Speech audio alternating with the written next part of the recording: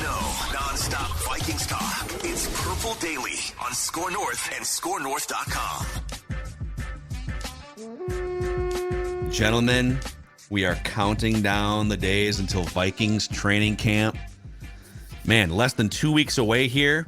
We're going to have, and it kind of fits in perfectly with our recording schedule too, and that we can do our Purple Daily episodes in the morning, pump out, the latest for you guys, and then practice in the afternoon where you're going to find a bunch of social media content. Our videographer, Judd Zolgad, he's gone from writing, 1,000 page notebooks, Star Tribune articles, and now he's filming TikTok videos at Vikings training camp. And the kids love me. I'm big with love the the kids. talk. Love the talk. It's pretty awesome. So Q rating is high. This show, and we're going to get into a really interesting quarterback ranking that came out from league executives, coaches, and scouts via ESPN.com. We'll get to that in just a second here, but TCL makes award-winning TVs for any budget, any space, all with stunning picture quality. I saw yesterday that I believe it's 24% of Purple Daily viewers who because, well, there's the audio audience, and we love you guys and appreciate you as well. But like for the video YouTube audience, 24% of you watch on a smart TV. So we never sought out to make a TV show, but I guess we're a TV show now. We're in the market for a new 32 40-inch TCL TV right behind me. Tried to turn on the other old off-brand TV the other day. Decided not to work. We have two other great TCL TVs in this house. We decided, you know what? We need a third one. So we're in the market to get a third one. And TCL makes more than just TVs. They offer mobile products, audio devices, and home appliances. TCL brings you joy and simplicity through innovative technology. Learn more at TCL.com. And hey, in a week and a half, it's right a week and a half, 3M Open. Next week, we got Open Week this week, and then 3M Open in the Twin Cities for the tournament following. And some big names have already committed, Dex. Yeah, that's right. Billy Horschel is going to be here. Obviously, Tony Finau's defending his title. You got Gary Woodland. A great field coming up this year, July 24th through the 30th on the heels of the Open, which is great. So some of those golfers will be coming over here to Minnesota as well at the 3M Open. You can see Tony Finau potentially defend that title. You can go to 3mopen.com/tickets, secure yours today. That's July 24th through the 30th. Go to 3mopen.com to get your tickets. So our guy, friend of the show, Jeremy Fowler, former Vikings beat writer, now covers the NFL as an insider for ESPN.com. I think he's done this a few years in a row now where he'll talk to, I'm just going to read this from him. Voters gave us their 10 best players at each position. Quarterback is the first one they're unveiling here today, or at least the one that we're going over today.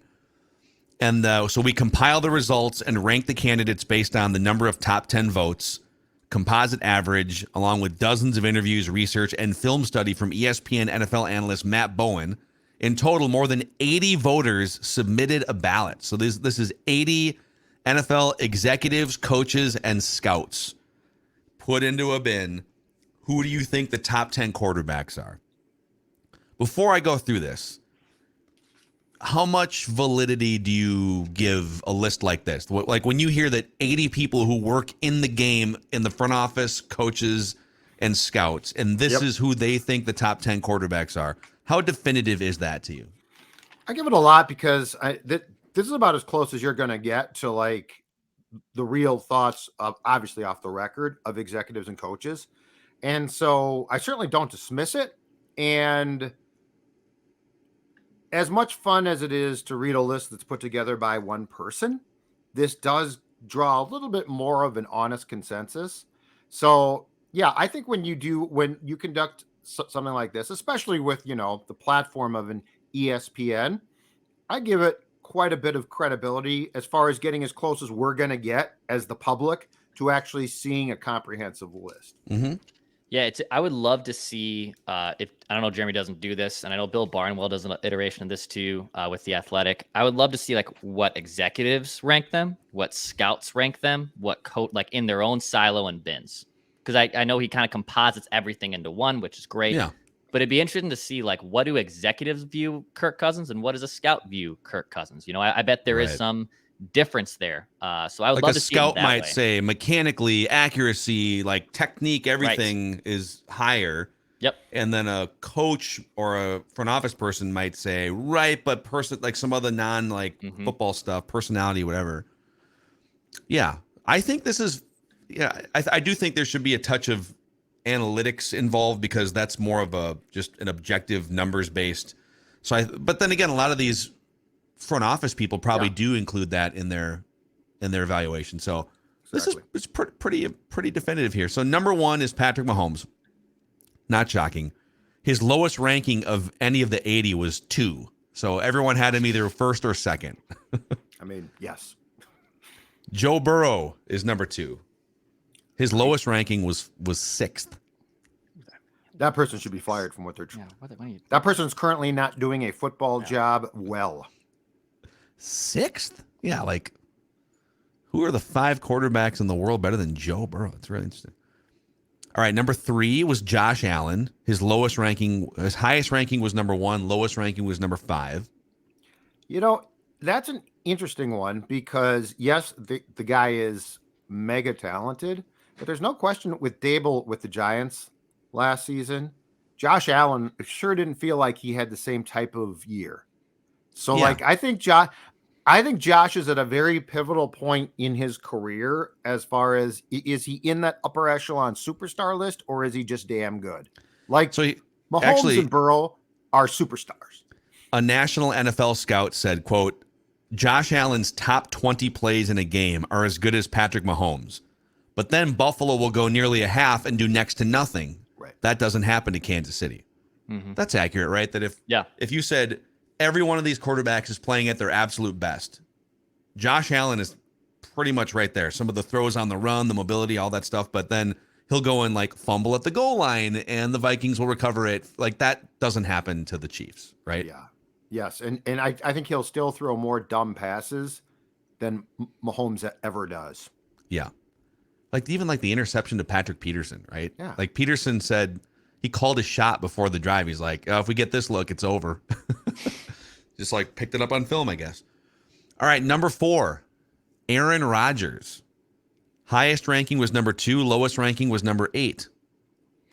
Yeah, it feels like he's dropped down, obviously, from the elite guy. He was number 1, I believe, even last year on this list, too. I think it lists that as well.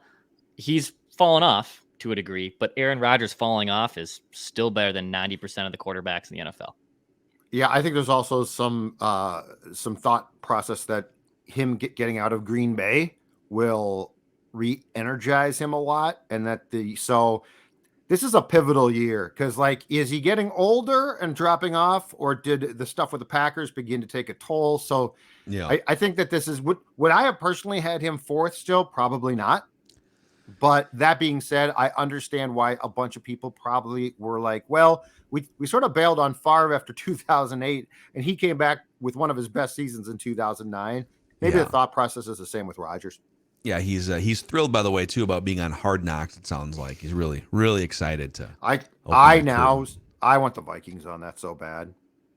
I do too, but the fact that they were just on, I think Netflix quarterback, that might be the thing that takes over for the Hard Knocks viewership has been way down. Good point. I just wonder if that's going to be replacing it. All right, number 5, Justin Herbert, highest ranking 2, lowest ranking 9. I'll kind of go through this so we can get to the Kirk one here, which I'm assuming is coming soon, right? I would think so. Yep. All right, number 6, Jalen Hurts. Highest ranking was number 3, lowest ranking number 10. Number 7, Lamar Jackson.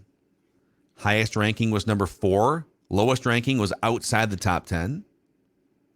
Okay. Mm-hmm. Number 8. Honorable mention last year too, Phil. So like he's gone up a lot because he's won games, missed time, and they're like, damn, Baltimore's screwed without him. Yep.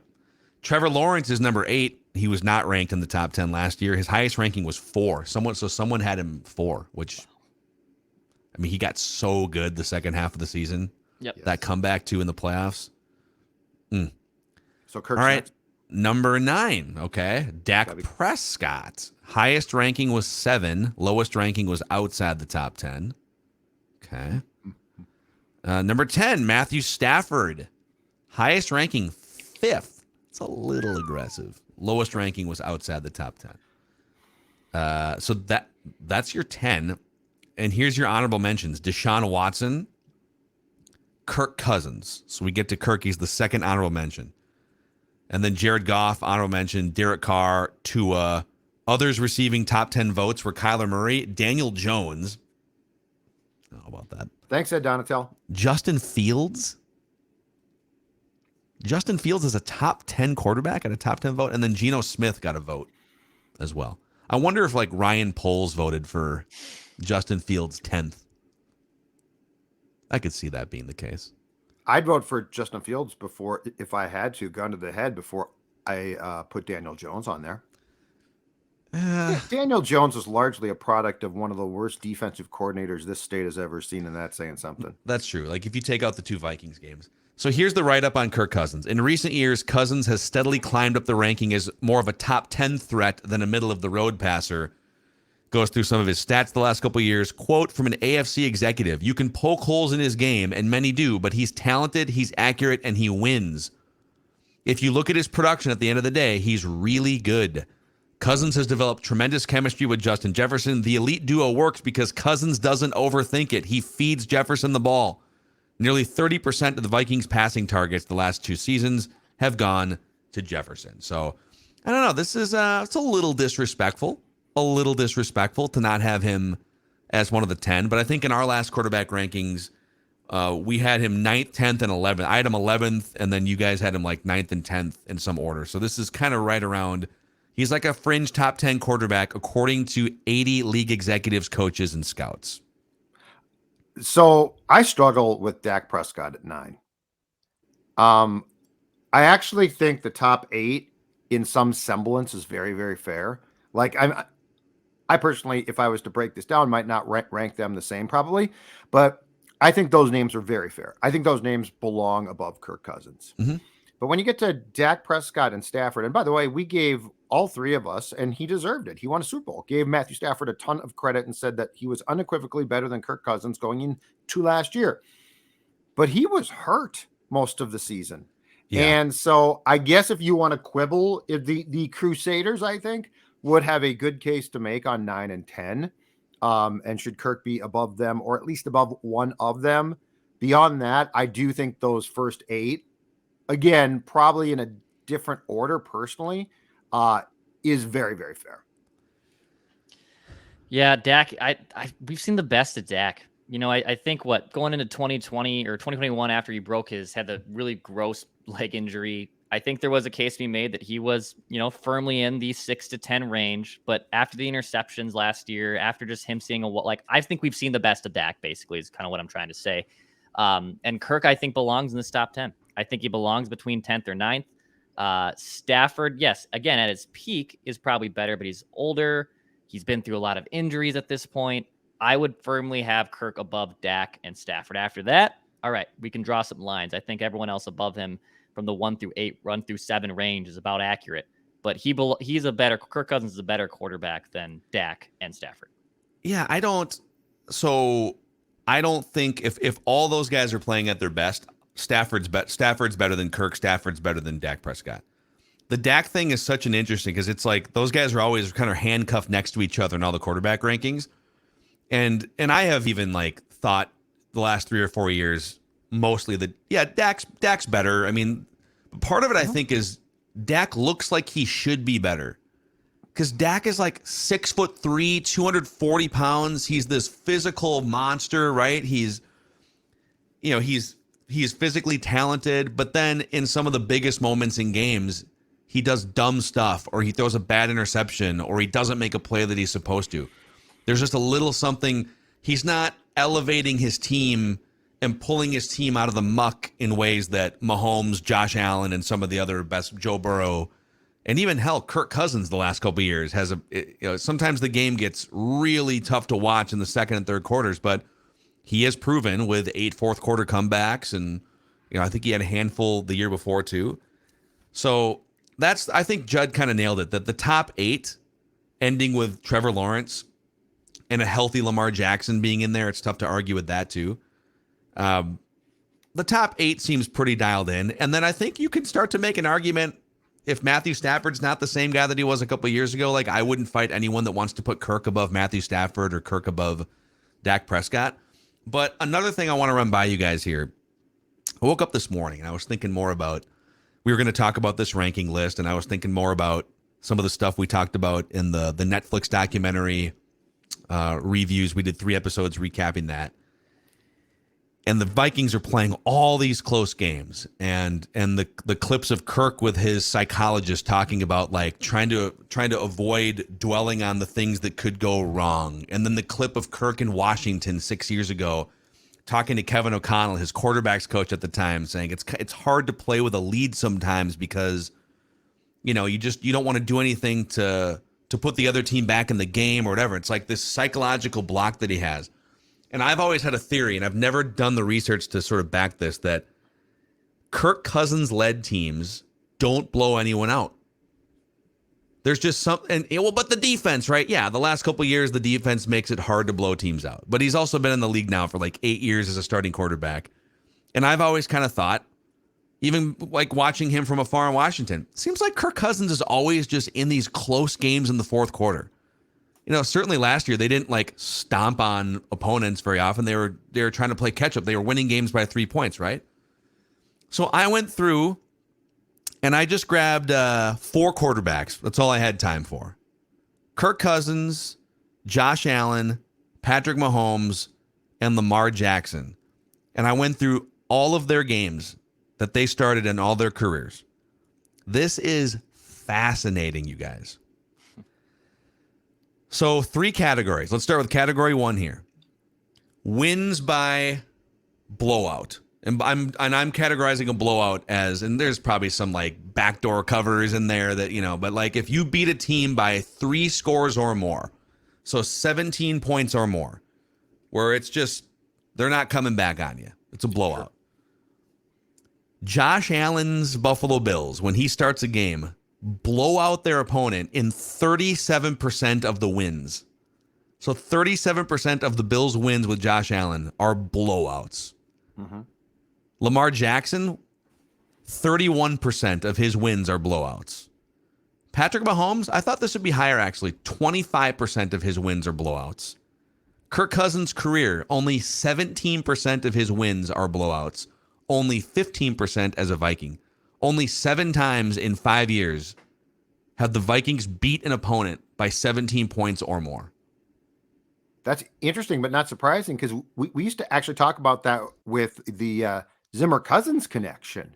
How many times they didn't put their foot on the gas in games where it looked like they had opportunities to. Right. And some of that might be Zim like, hey, okay, let's run the ball and grind the clock, right? And I guarantee you this is one thing that O'Connell, if he can, would like to course correct.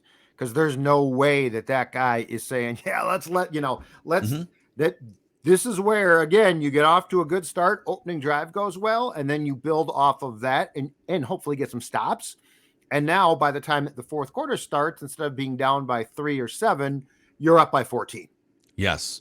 So like O'Connell's going to want to correct this. Yep. And we went over we were doing this earlier this week, that the Vikings are a top 10 offense in the first quarter last year. They were like 8th or 9th in scoring in the first quarter last year. So scripted plays. All right, here we go. We got a good plan. We're going to come out. We're going to score some points in the first quarter. Top 10 offense.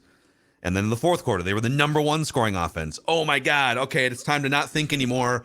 We just got to go up tempo, no huddle. Got to come back in this game. Yep. But then like when the game is more of a chess match of adjustments in the second and third quarter, the Vikings were like, I believe it was like 18th and 25th or something in points in the second and third quarter. And I think some of that's Kirk and his nature. Some of it's the defense also, in terms of like average points per quarter has nothing to do with the defense really. It might help that you have to come back because your defense is bad, that you're number 1 in the fourth quarter, but it shouldn't make you worse offensively in the second and third quarter. If nothing else, it should make you better as an offense because you're trying to score more points because your defense sucks, right? Yep. But this is really interesting.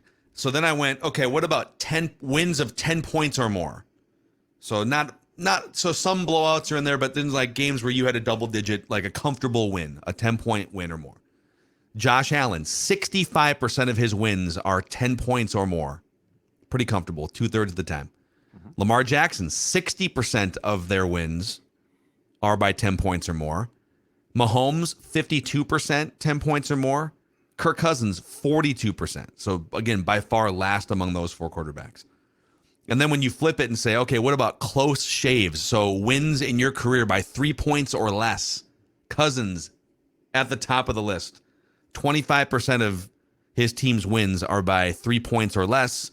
Lamar Jackson, 24%. Mahomes, 20%. Josh Allen, 19%. I think this contributes to Kirk Cousins not being higher in the rankings. Because you see all these stats and you're like, wow, this guy. But then his teams are largely 500 teams, except for last year. And they don't have these like impressive blowout wins where, oh man, look at what Mahomes and the Chiefs did to the Browns today, right? It was 40-10. Like those wins rarely exist in Kirk Cousins' career as starting quarterback. Some of it's bad defense, some of it's Mike Zimmer, but a lot of it's just sort of his tendency to not be the step on your throat guy. So I think the Crusaders would also tell you that it's also the amount of assistant coaches and coaches he's been through.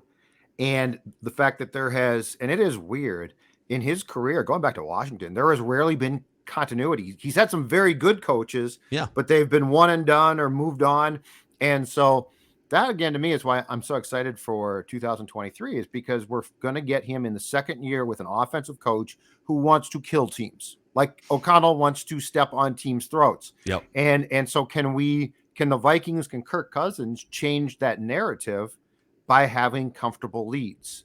You know, when you look at the components of this offense, if it works, the answer should be yes. There's no, I mean, you have Jefferson, you have Hawkinson. Yeah. If Addison does a thing, like you have the components to, if you can just get some stops, to run up scores. Yep. So I don't know. I just thought that was kind of, it kind of validated. I couldn't even remember like how many times have they scored 40 points on a team, and they have like 3, I want to say, in the Kirk Cousins Vikings era. They hung 40 on Miami once. Detroit, they beat Detroit like 42-29 one year. But just like, how about this season? Maybe one of the goals here is, can you just, in defense, this is on you too, okay? Can you just beat a team like 38-13? Well, and just have a walk of a Sunday? And that's where Flores playing aggressive, get some sudden change, short fields, football, sudden change. You score a touchdown, opponent gets the ball, now a fumble or a pick at the 15, right? And now you're 15 yards from a back-to-back score. So that's the thing is with Flores is I think you're going to see an aggressiveness that, if nothing else, even if the defense doesn't just spike up high statistically, I'm looking for turnovers. I'm looking for sudden change, and then I'm looking for this offense to dagger teams. How about a pick six? How about a fumble recovery touchdown? Yeah. You know, I'm legit trying to rack my brain, and I remember more obviously working games more than I do over the last 3 years where I've done more of these event line stuff on Purple Daily. But like Judd, I'm trying to think of games where I covered a game at US Bank and it was a comfortable win, and like really the only two that stand out to me. And this was actually a weird game, but to open the season in 2019 against the Falcons, Kirk only threw like 70 yards in that game, but that was a comfortable win. Like he had 12 passes. Yeah, that was a comfortable win. They beat Case Keenum against Washington when Case came back on a Thursday night. That was, I believe, a very comfortable win. I think it was. I think it was. I don't remember it being dicey. I trust you. I don't remember it being, but yes, the Falcons was it 19-9 in 2019. Is that what it was, a Thursday night? Wow, it's only 19-9. But I think they were in control for the most of the game. Like, I don't remember that ever getting dicey necessarily. But it's weird. It was a Thursday, October 24th, 2019. They were up 13-6 at halftime, then 16-6. But it was a 7-point game halfway through the fourth quarter. Oh my God. And then Dan Bailey made it a 10-point game. Yeah, the Falcons game, I do recall. You're exactly right, Tex. They absolutely drilled the Falcons. That was 28-12. That Falcons game, week 1. Yeah, and it wasn't that close. Yep. So they're so that game technically doesn't count as a blowout. Yeah. On my, because I had it 3 scores or more. So there's a couple like that where maybe the Falcons scored late or something and it threw off my number. So we'll give him a little more credit there. But you're probably right, Phil. Like to go back to the exchange between O'Connell and Cousins in Washington, you are probably accurate in the fact that I don't know that he wants to take the risk of trying to dagger teams when he feels the lead is comfortable enough to go conservative. So you're probably right. Perfect example. Week 1 last year. And we all consider that game as like an embarrassment of the Packers. The Vikings jumped out to a 17-0 lead. They were up 20. They're up actually 20-0 with a 56-yard field goal in the third. So that game was like a blowout in all of our minds. It was a 16-point game in the end. It was never close. But the Vikings offense did not score a touchdown in the second half. The Vikings offense didn't do anything in the second half of that game, and then they carried it over into Philadelphia. Yep. So I actually don't feel bad about that game not being classified as a blowout. But I'm just looking here, like his two highest scoring. Well, no, here's the 40-point games with the Vikings. Chargers in 2019, they beat 39-10 in LA. They beat Miami in 2018, 41-17. That was at home. 41-21 over the Bears. No, that was a Washington game. I think that might be it. No, there's a 42-30 over the Lions. So basically 3 40-point games as a Vikings quarterback. Mm-hmm. So, there's a couple 38s in there, so it's kind of semantics, but just interesting. Go step on someone's throat, guys. KOC. And the defense, let's step up the game here. I do think the one thing where I have going into the season more faith in Kirk than I do Dak is this. I will take the combination of O'Connell and Kirk every time over the new combination of Mike McCarthy and Dak Prescott. Yeah. I think Kellen Moore, Declan's man crush, who's now Herbert's guy with the Chargers, I think we're going to find out he wasn't the problem. Yep. Yeah, that's a weird firing. And Mike McCarthy, a weird parting of ways there. I don't know, man. I don't know. I think him giving up play calling when he went to Dallas was smart, and I'm not sure it's going to work. But I would much rather have Kevin O'Connell calling plays into Kirk Cousins than Mike McCarthy calling plays into Dak Prescott, even if you think Prescott is a slightly better quarterback than Cousins. Yeah. I got another question for you guys here in just a moment, but let's shout out our friends over at EcoFun here first. Okay, I saw there was a Purple Daily listener that bought an e-bike, an electric bike last week. So thank you for sending that note. Right now, electric bikes are at least 10% off their retail prices and 50% off their dealer freight charges. You can save $700 or higher on Yamaha electric bikes and up to $500 on Scootstar and Bentelli electric bikes. So great deals on electric bikes. Get out, enjoy the last couple months here of summer in Minnesota or wherever you are around the country. Go to ecofunmotorsports.com or stop into one of their 2 metro locations up in Forest Lake or down in Burnsville, ecofunmotorsports.com. Also a shout out to our friends at Livia for helping Purple Daily listeners lose a lot of weight over the past couple of years, Jed. Absolutely. In fact, I think the picture that Declan's about to show you shows the sports dad and the weight that he lost thanks to a program that I can tell you 100% works. I can vouch for them. And guess what? A lot of people who consume Purple Daily can as well, because we have gotten countless notes the last couple of years about people who joined this program or their husbands or wives did. And you know what? It works.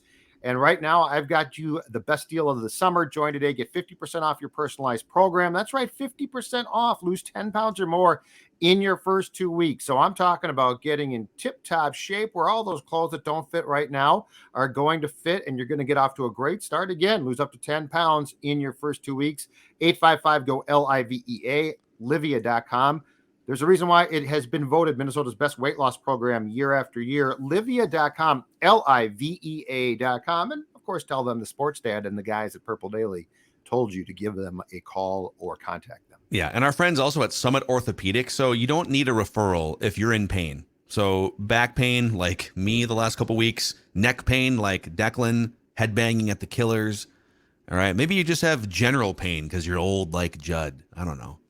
You're not that old, I guess. But you can get a same-day appointment without a referral at one of the 25 Summit Orthopedics locations in the Twin Cities and Greater Minnesota. They also have walk-in orthopedic urgent care 7 days a week from 8A to 8P. Learn more at summitortho.com, summitortho.com. Take care of that pain. Okay, for you guys here, before we wrap, which 3 quarterbacks, or maybe take it this way, which 3 quarterbacks would you want to see on season 2 of the Netflix show? Or would you like to see a different position documented? I gave this some thought because I do think if you got the right 3, especially offensive linemen, it might be really, I mean, these guys are highly intelligent guys. They play a position where they sort of get lost, but there's characters.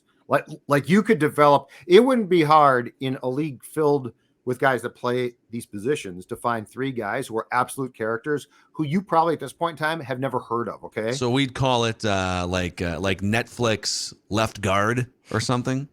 Netflix right tackle. Net, Boone would love it. Netflix. Yeah. Oh God. And but I mean, can you imagine a guy like Boone, like Oh, in my his God. playing days featured? Like people don't, if you are a Dolphins fan, you probably have no clue who Alex Boone was, and yet he is a complete character. And these guys, like he's not a rare as weird as receivers are. Like they're sort of,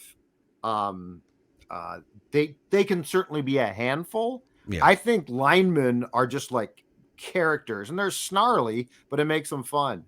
But to get back to your question, if it's QBs, and I'm pretty certain that it's going to be quarterbacks again, I picked 3 of them. And I tried to do it a little bit again, like they did. Now, Mariota was such a dead ass that I think that going with the guy like on his last legs just might not be smart. Cousins, Nick Mullins, and Jaron Hall. Jaron Hall. So I tweaked it a little bit, but I went Joe Burrow as the star. I'd love to see how he is wired. Because I think that he is an absolute like same type of guy that Mahomes is, just a dagger guy. My second guy was Dak Prescott. Mm-hmm. And my third, Lamar Jackson. Oh, so you're not going like with the same 3 tiers. You're going two kind of top tier and then one more in the Kirk Cousins tier. I feel like Dak's in the Cousins tier, and I feel like Lamar, I don't know where he is exactly. It seems to fluctuate wildly year to year. But the Mariota thing to me just didn't work. Like I know what they were trying to do, and I almost appreciate it, but there was nothing about him that like the Cousins stuff, as people might like him or might not, but it was interesting, I thought. What if we? I should almost have made this a parameter that you have to pick 3 quarterbacks in the similar tiers. So what if I made you have to drop one of them? Let's say you have to drop Lamar or something, or drop Dak, and you have to pick someone who's more of a borderline starter. Oh God, I got 3. Yeah, go ahead, Dex. I got my 3. So the first top tier guy is Joe Burrow, just like Judd. I mean, why not? The guy's awesome. I want to see more of his stuff behind the scenes. Mid tier guy, Derek Carr. So Carr leaves Oakland, goes New Orleans. Yeah. We saw a little bit with Mariota, but we get to see some insight on that exit and entrance. And also Derek Carr is in that same tier as Kirk. So that one works. And tier 3. So I loathe this person with all of my heart. I do not like him, but he will probably make for very good TV. Baker Mayfield. I was going to say Baker. Yeah. Baker. So you have your stud in Joe Burrow, you have the mid-tier in Derek Carr, and you have the fringe guy who's bounced around, former number 1 overall pick, so it's just kind of like Mariota, who was the 2nd overall pick, on his like 4th team in basically a whole calendar year in Baker Mayfield. I think that whole dynamic would be interesting. So those, I think, would be the ideal 3 that I'd pick. I love it, man. Though. He'd start whining. I don't like this. It'd be great. I hate his personality, but it would be awesome. All right, I mean, I agree on Joe Burrow. I'll try to give you 3 different ones here. Josh Allen would be kind of the last of the 3, top tier quarterbacks, or even Aaron Rodgers. And we're going to get to see Aaron Rodgers on Hard Knocks. Don't need to see any more Aaron Rodgers. You're probably out on him completely. Yeah, but Josh Allen, and maybe we'd find out sort of like what is the deal with him and Diggs too. Could we get a little bit more of the story on that front? Russell Wilson would be really interesting just to see, okay, what the hell happened? It would be why does everyone hate you so much? I thought of him, but it would how be interesting. Fake are you versus real? Like what would that, and then the Sean Payton dynamic, that would be interesting to me. Yeah. So if I'm forced to do a slappy like Mariota was, I actually think if I was an executive, I'd get a backup quarterback who's been around forever. I'd love to see their life. Like Case? Even?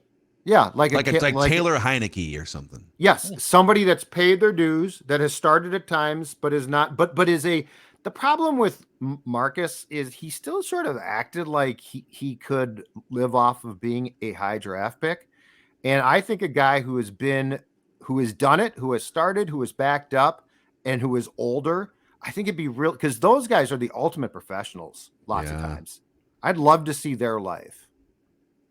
Yeah, I mean, Ryan Fitzpatrick, if he was still in the league, Yeah. would have been interesting to follow. But I him. mean, or these what about wives- Joe Flacco? Josh McCown. Yeah, Is he Josh still- McCown would be great. And plus, I'm curious about their families and their wives. Teddy and kids. Bridgewater. They move around. Ooh, that'd Teddy be a would good work. one. Gardner And I'm talking Minshew, dude. Gardner Minshew. They move around RD. constantly. You know, they get uprooted year after year by their husbands, and like that's a commitment. Yes. Gardner. I think Minshew. Gardner Minshew is my guy. He would be, Either one. yes, if you have to pick a slappy who's kind of fighting for a That's not starting bad. spot, I like be it. him for sure. Let us know. Hit us up in the YouTube comment section what you guys think too. Semi-breaking news from the Vikings that just got announced. Very semi. It's very Okay. tepid. I know. So I don't know if you saw, but they Yeah. announced some jersey additions for this upcoming season, some throwbacks. throwbacks. Yeah. And Oh. in week 1, here's what we get. We get on the YouTube audience right here, the Vikings Classics from 1960s. They will wear these in week 1 against the Buccaneers. You can go to the YouTube page, look at it, or go to Vikings Twitter Love it. also to look Those at are it. They will cool. wear these. Love it. Pretty cool, man. Those are cool. I like how the Vikings uniforms over the years, it's very subtle changes, right? It's never a logo overhaul. It's changes to the striping, changes to the color of the shade of purple. Some classic threads there. I love their Me throwbacks. too. Those are great. I want the all Helmets, white look too. next. That's the old throwback like Dante Oh. 2000, all white. okay. And Moss. I loved those. In loved 2009, they threw it back to the 70s, and those were just outstanding. Yeah. Yep, pretty cool, man. So yeah, let us know what you think about the 3 quarterbacks you'd want to see in season 2 of. And is Kirk Cousins being disrespected by 80 NFL executives, coaches, and scouts by not being in the top 10? Let us know, and thank you for being part of this awesome Vikings fan community here. Purple Daily, yes, even in the offseason, daily Vikings entertainment, counting down the days until training camp. See ya.